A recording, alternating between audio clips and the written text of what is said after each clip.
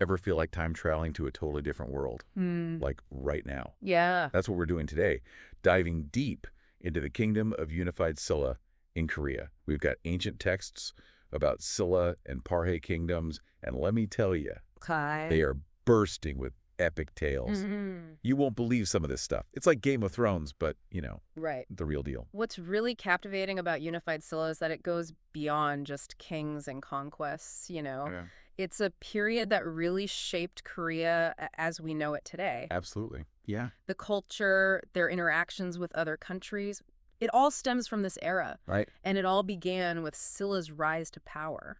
Okay, so before Silla unified the whole peninsula, Yeah. it wasn't always smooth sailing, right? No. What was the scene back then? Paint me a picture.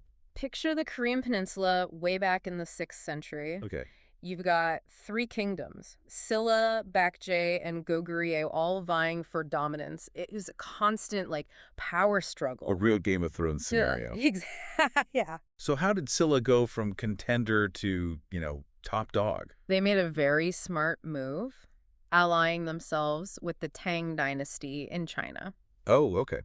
This was huge, a total game changer. It gave them the military might to really take on their rivals. Talk about an advantage. Right. I'm guessing this alliance led to some pretty epic showdowns. Absolutely. You bet it did. Oh, really? One of the most significant was the Battle of Baekgang in 663 CE.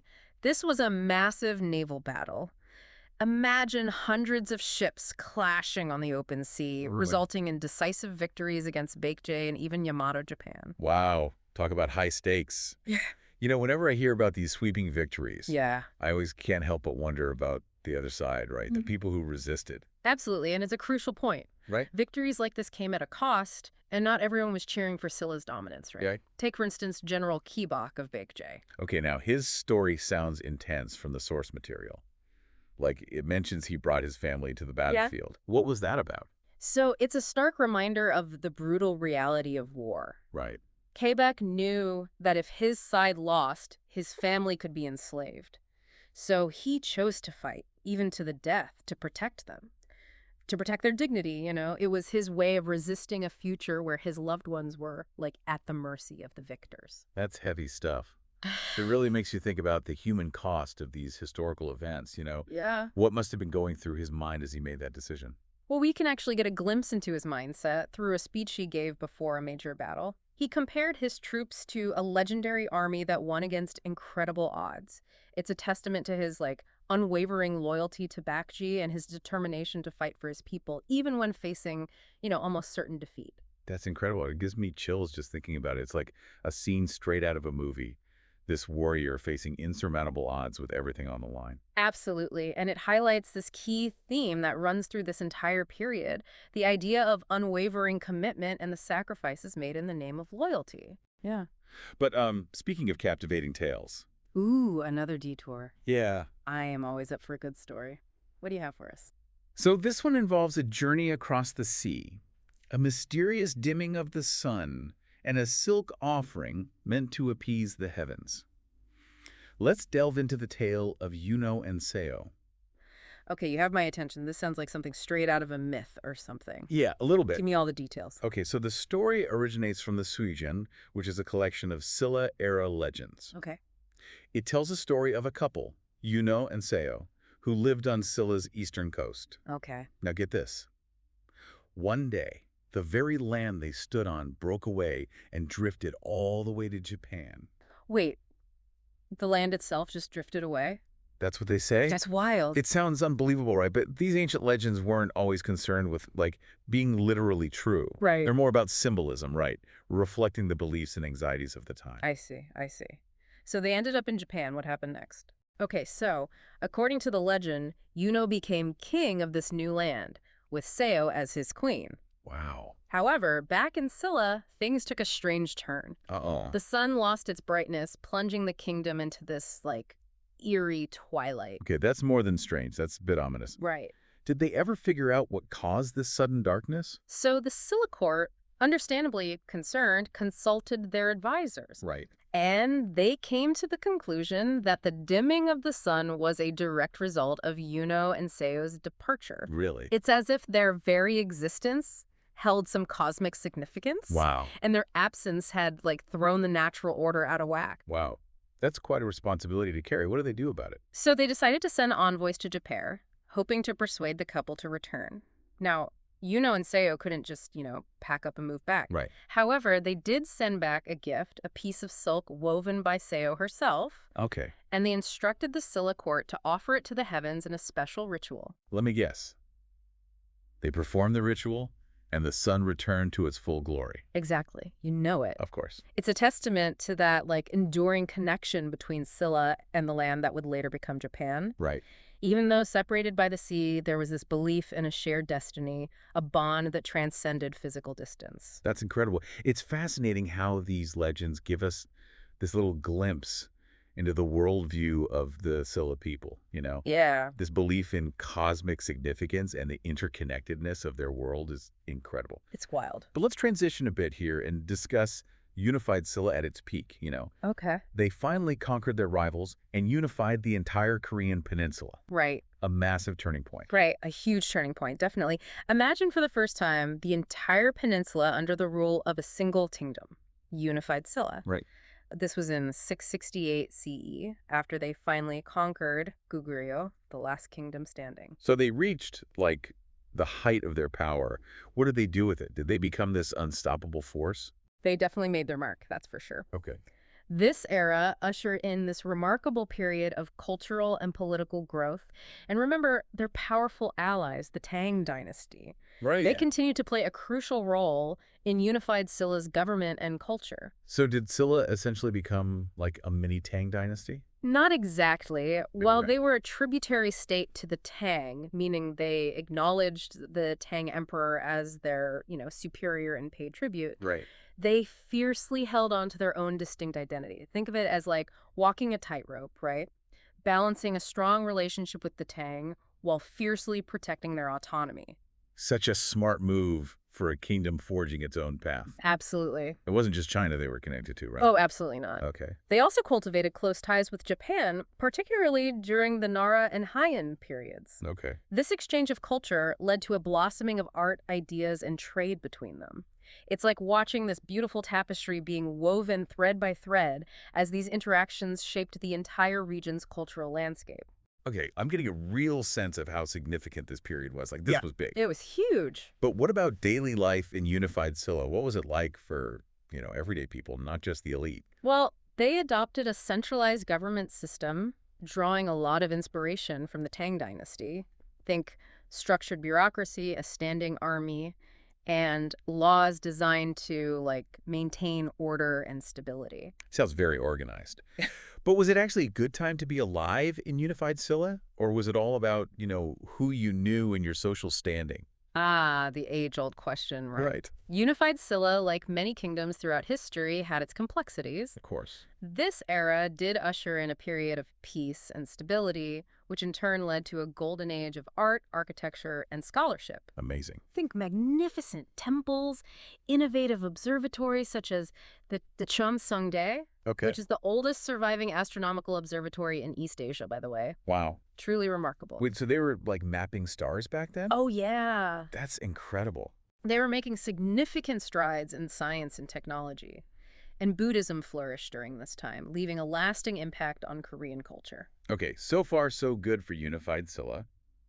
They're powerful, they're stable, they're advancing in the arts and sciences. It's all sunshine and roses, right? Well, not quite. Okay. While this period was undeniably prosperous for some, it's essential to remember that this prosperity wasn't exactly equally distributed. Right. Remember that rigid bone rank system we talked about earlier? All right, yeah. That persisted. It didn't go away. It didn't disappear overnight. Your lineage continued to play a significant role in your social standing and the opportunities available to you. Right, that rigid social hierarchy. Yeah. Even in this golden age of unification, it Mhm. seems like social mobility was a distant dream for many. Unfortunately, yes. The aristocracy continued to hold a significant amount of power and wealth, often owning vast tracts of land. And, beneath them were landowners, farmers, craftspeople, merchants. And sadly, slavery and tenant farming were also part of this complex social fabric. It's a good reminder that even in the most glittering of historical periods, there are often these like darker realities at play. Yeah. But for now, let's shift our focus to those at the top for a moment. Okay, yeah. We've got all these magnificent temples and observatories, which kind of suggests a pretty lavish lifestyle for the Silla elite, right? Oh, absolutely. And to truly understand how extravagant their world was, we need to talk about Anapji Pond in Gyeongju, the capital of unified Silla. This is where things get really interesting, right? Oh, yeah. Tell me everything. Okay. What can this pond tell us about how the Silla elite lived?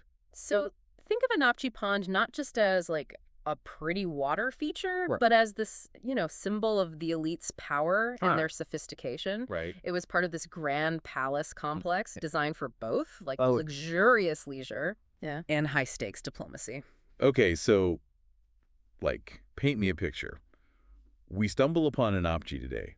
What do we find? Right. What survived? Archaeologists had a field day at Anapchi, let me tell you.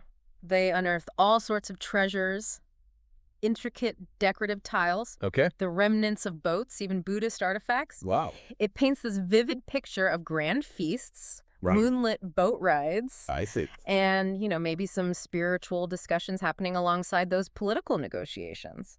It's just amazing how these little details, help us understand a civilization that's long gone. Totally. It's like taking a peek into a time capsule. Absolutely. And, speaking of glimpses into the past, we can't talk about unified Silla without mentioning their capital city, Gyeongju. Absolutely. Yeah. This wasn't just any capital, it was known as Golden City or Kumshong. Okay. Even the name evokes this sense of grandeur and prosperity. Okay. I'm already picturing streets paved with gold. Right. What would we find if we could travel back in time and wander through Yeah. Gyeongju back then? Imagine a city filled with these magnificent palaces Oh, wow. and temples, all surrounded by those iconic burial mounds that just dot the landscape. Right. And these mounds weren't just graves. Right. They were like testaments to the Silla people's belief in the afterlife Wow. and the importance of honoring their ancestors. So it sounds like Gyeongju was this, fascinating blend of the physical world and the spiritual world. Precisely. And it's worth noting how the city's layout itself reflects the influence of the Tang dynasty. Right. We talked about their close relationship. So how did that play into how Gyeongju was designed? Right. Did they just copy and paste the Tang capital's layout? Not exactly a copy and paste job, Back in. but they definitely drew inspiration. Remember how Silla adopted that centralized system of government? Yeah? Well, that kind of extended to their urban planning as well. Okay. They moved away from the fortress-like design of earlier capitals Yeah. and embraced this more open, grid-like system Yeah. similar to the Tang capital, Chang'an. So a more modern and organized approach to city planning. Exactly. All It right. was a way of showcasing order, control, Right. and perhaps even this desire to emulate what they saw as a successful model of urban design. It makes you wonder if they sent delegations to Chang'an just to, take notes on city planning and how they did things. It makes you wonder.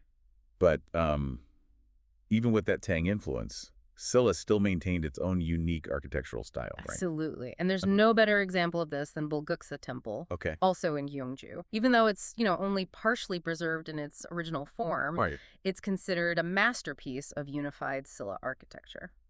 What makes Bulguksa Temple so special? Was it its size, the design, or something else entirely? It's everything. The intricate carvings, the harmonious blend of buildings and natural surroundings. Yeah, okay. It all just speaks to the Silla people's mastery of craftsmanship and their deep reverence for Buddhism.